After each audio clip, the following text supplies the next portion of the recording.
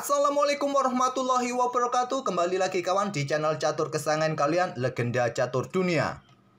2 minggu ini kawan, banyak event turnamen catur yang berbarengan jadwalnya. Yang sedang berlangsung sudah memasuki babak kedua. Tadi malam ada Women Grand Prix leg ketiga di New Delhi, India kawan.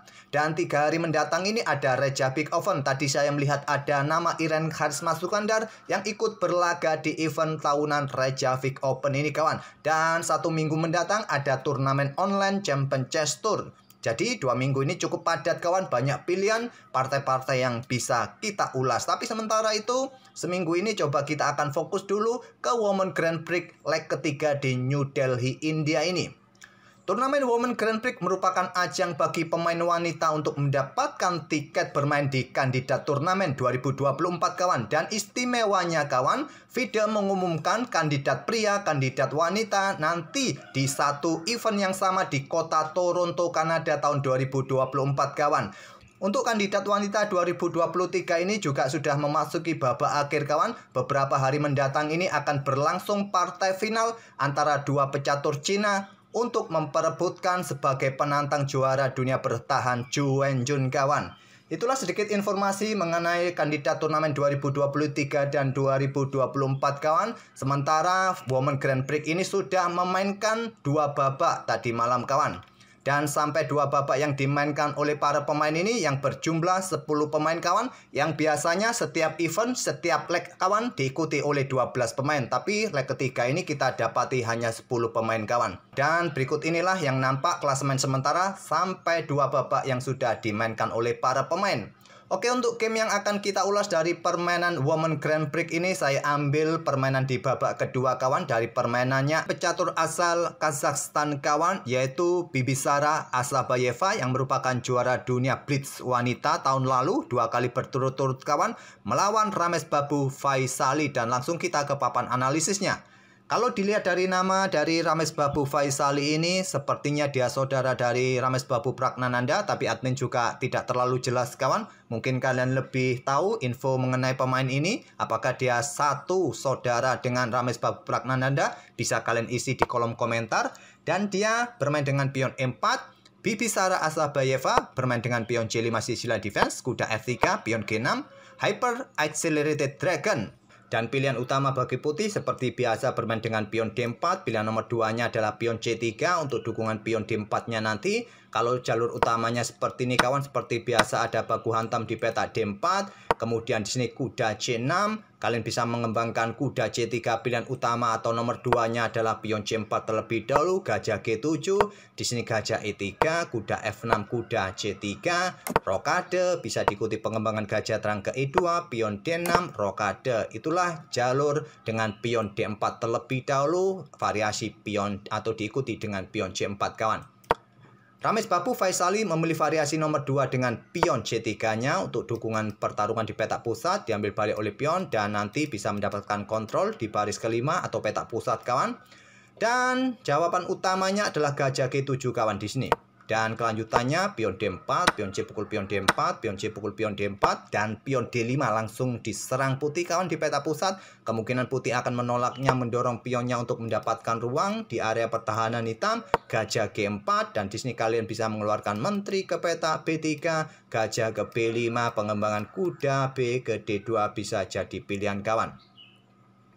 Itulah jalur gajah G7. Tapi memilih langsung dengan pion D5 untuk menantang pertukaran pion, diterima pion E pukul pion D5, menteri ambil balik pion D5, pion D4, gajah G7, dan di sini kuda A3.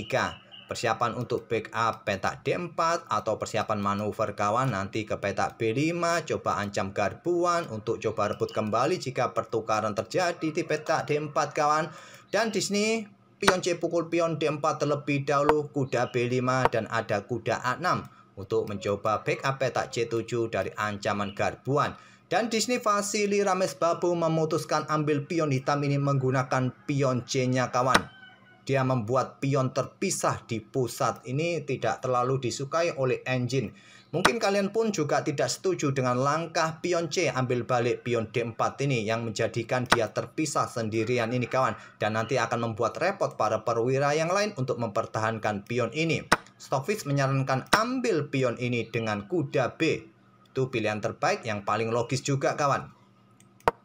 Tapi memilih dengan pion C ambil balik pion D4, melanjutkan pengembangan kuda F6, kuda C3, itulah tadi mungkin tujuannya mengosongkan petak bagi kudanya aktif ke petak C3, menteri mundur ke D6, gajah C4 melanjutkan pengembangan, incar diagonal ini kawan, pressure petak F7, rokade, dan di sini kuda mulai manuver ke C7.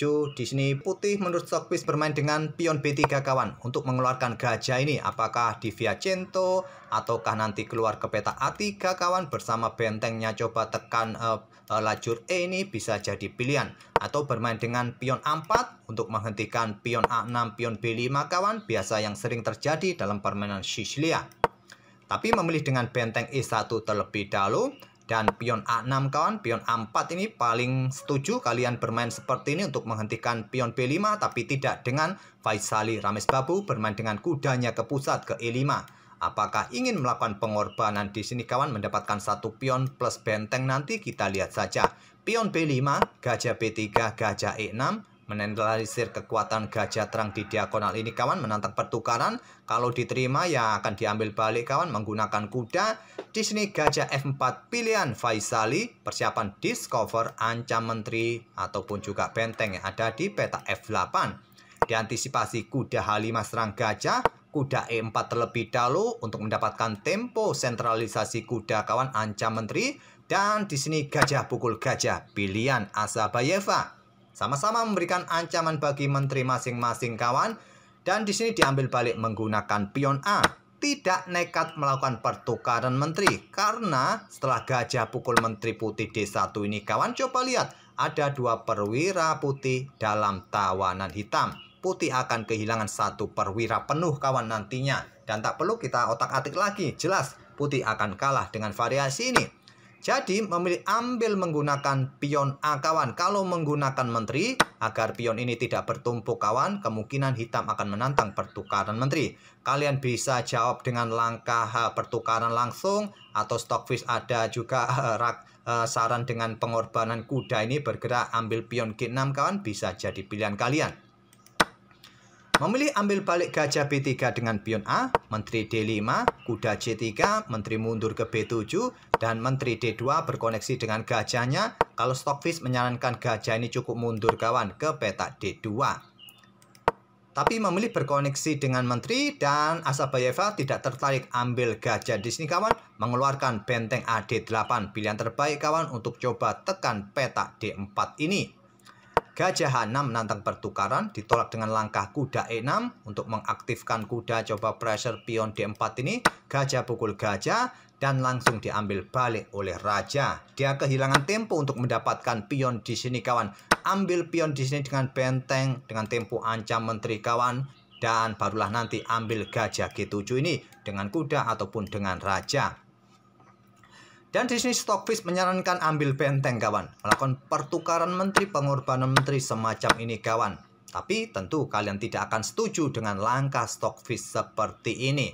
Kalau sudah kehilangan menteri pasti sudah lemes, pikiran kita sudah diambang kekalahan.